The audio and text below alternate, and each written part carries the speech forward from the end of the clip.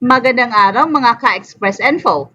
Sa pinakahuling pahayag mula kay Gilas Pilipinas Head Coach, Coach Tim Cone, kinumpirma niyang lalahok ang ating pambansang kupunan sa isang pocket tournament ngayong February.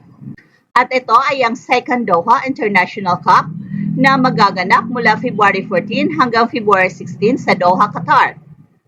Bagamat hindi kasama si Kai dahil sa iniinda nitong ankle injury, kumpiyansa si Coach Tim Cone na magiging mabigat pa rin ang laban ng Gilas laban sa pinakamahusay na kupunan sa rehiyon. At narito ang schedule ng Gilas Pilipinas sa nasabing torneo. February 14, Gilas Pilipinas versus Qatar.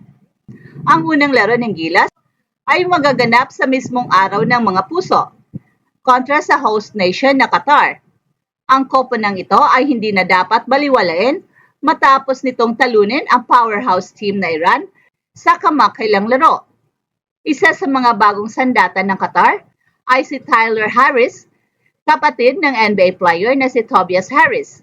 Si Tyler ay isa sa dalawang naturalized players ng Qatar at sinasabing isa na siyang local player sa ilalim ng mga patakaran ng FIBA.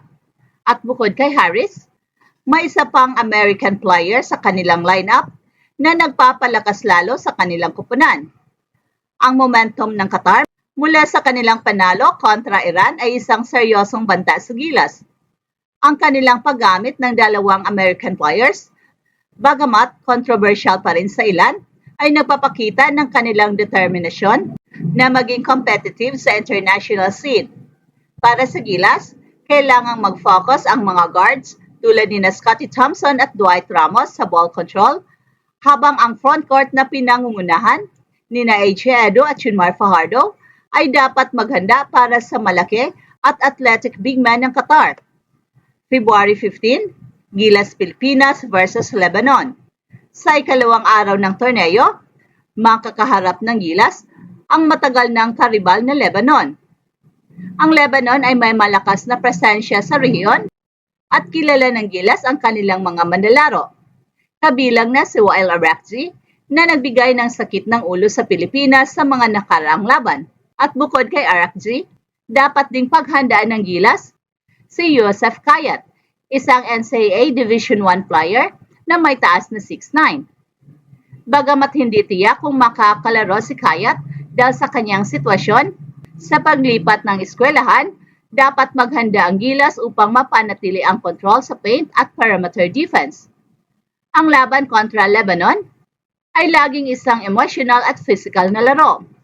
Si Wael Arakji ang aasahan ng Lebanon bilang floor general at scorer, kaya't mahalaga para sa Gilas na ma-neutralize siya at ang presensya ni Calvin Aftana at Carl Tamayo sa wing positions ay maaaring maging susi sa paglimit ng scoring ng Lebanon sa kanilang forward spots. Gayun din, kailangang maging matatag ang Gilas sa rebounding at transition defense upang maikontrol ang tempo ng laro. February 16, Gilas Pilipinas versus Egypt. Sa panghuling araw ng torneo, makakalaban ng Gilas ang powerhouse team ng Egypt. Kilala ang Egypt sa kanilang laki at athleticism, kaya ito ang magiging pinakamalaking hamon para sa frontcourt ng Gilas. Ang physicality ng laro laban sa Egypt ay siguradong susubok sa kakayahan ni A.J. Edo, Junmar Fajardo at ng iba pang malalaking players ng Gilas. Ang kupunan ng Egypt ay isang mapanganib na kalaban, lalo na't kilala sila na may malalaking manlalaro na sanay sa European style of play. Ang kanilang frontcourt ay malalim, kaya't maaring mahirapan ang Gilas sa post defense at rebounding. At dapat mag-focus ang Gilas sa pick and roll defense at perimeter shooting upang mapanatili ang laban. Ang pagkakaroon ng shooters tulad ni Sergio Perez at Kevin Kembao ay maaaring maging malaking advantage upang ma-stretch ang depensa ng Egypt. Bagamat malaki ang epekto ng pagkawala ni Kai, ang pagsasama ng ibang big men tulad ni A.J. Edo at Junmar Fajardo ay nagbibigay ng balance sa frontcourt ng Gilas. Si A.J. Edo, na kasalukuyang naglalaro para sa Nagasaki Velka sa Japan B-League, ay nag-average ng 6.6 points, 6.5 rebounds, and 1.8 blocks kada laro. Ang kanyang defensive presence ay magiging mahalaga, laban sa malalaki at atletikong kalaban sa Qatar, Lebanon at Egypt. Samantala, ang pagbabalik ni Dwight Ramos at Scottie Thompson mula sa kanilang mga injury ay nagbibigay ng karagdagang depth sa guard rotation ng Gilas. Ang leadership at playmaking abilities ni Dwight Ramos at Scottie Thompson ay magiging mahalaga upang maikalat ang bola at makuha ang best scoring opportunities sa bawat possession. At ito ang mga bagay na dapat bantayan. Naturalized players ng Qatar. Ang kombinasyon ni Tyler Harris at isa pang naturalized player ay nagbibigay sa Qatar ng malaking advantage sa athleticism at scoring. Kailangan ng Gilas na mapigilan ang kanilang produksyon upang manatili sa laban. Wael Arakzeh ng Lebanon. Isa siya sa pinakamahusay na guard sa Asia, kaya't mahalaga ang defense assignment laban sa kanya.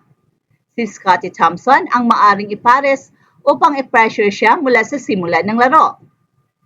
Laki ng Egypt. Ang kanilang size advantage ay magiging malaking hamon, lalo na sa rebounding at interior defense. Kailangang maging creative ang Gilas sa paggamit ng kanilang mga scorers upang mabawasan ang epekto ng kanilang mga big men. Ang Doha International Cup ay isang magandang opportunity para sa Gilas Pilipinas na subukan ang kanilang lakas laban sa ilan sa pinakamahusay na kupunan sa rehiyon. Bagamat hindi makakalaro si Kai, malaki ang maiaambag ni AJ Edo, Junmar Fajardo at iba pang key players upang mapanatili ang mataas na level ng competition. Ang mahalaga ngayon para sa Gilas ay ang magkaroon ng tamang disiplina, chemistry at execution sa bawat laro. At sa suporta ng sambayan ng Pilipino at sa galing ng coaching staff ni Coach Tim Cone, asahan natin ang isang matatag at makulay na performance mula sa ating pambansang kupunan. At abangan ang updates at analysis para sa bawat laro ng Gilas Pilipinas sa Second Doha International Cup. Laban Pilipinas, puso! Hey, hey, hey! Attention mga kapatrol! Get ready for an epic giveaway! Once Express Info hits 150k subscribers, one lucky winner will win the incredible Oppo Reno 11F 5G smartphone. Here's how to join. Step 1. Subscribe to Express Info right now. Step 2. Like this video. Then step 3. Comment anything good and positive about our idol Kai Soto. Super easy. Just subscribe, like, and comment.